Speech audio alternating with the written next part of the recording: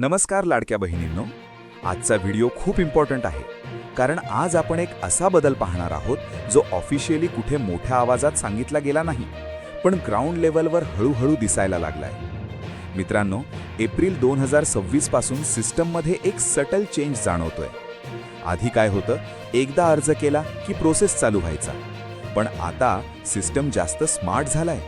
हो, आणि हे लक्षात घेणं खूप गरजेचं आहे. मित्रांनो, आता फक्त अर्ज पुरेसा नाही, सिस्टम सतत तुमचा डेटा स्कॅन करत आहे.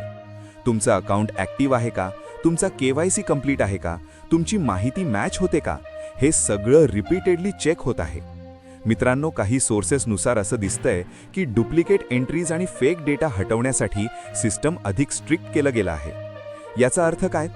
ज्यांचा डेटा क्लिअर आहे त्यांना फायदा होणार, आणि ज्यांच्याकडे थोडाही मिसमॅच आहे त्यांना डिले किंवा स्टॉप होऊ शकतो. मित्रांनो, इथेच गेम बदलतो. तुम्ही एलिजिबल असलात तरी जर तुमचा डेटा क्लीन नसेल तर सिस्टम तुम्हाला थांबवू शकतो. मित्रांनो, काही लोक सांगतात आमचं सगळं बरोबर आहे तरी पैसे येत नाहीत. पण खरं काय असू शकतं? छोटा spelling mistake, bank name mismatch, inactive account, ही छोटी मिस्टेक्स मोठा प्रॉब्लेम बनतात. मित्रांनो, म्हणून आजचा मेन मेसेज काय? एलिजिबिलिटीपेक्षा क्लॅरिटी जास्त महत्त्वाची आहे. आता तुम्ही काय कराल? आजच चेक करा. आधार आणि बँक नाव मॅच आहे का? अकाउंट चालू आहे का?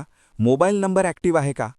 आणखी एक हिडन पॉईंट, जर तुमचं अकाउंट लाँग टाईम इनॅक्टिव्ह असेल तर सिस्टम त्याला रिस्की मानतो. म्हणून आजच एक छोटा ट्रान्झॅक्शन करा.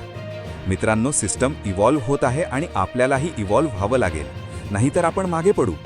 हा व्हिडिओ शेअर करा, कारण अनेक लोक अजूनही जुन्या पद्धतीने विचार करत आहेत.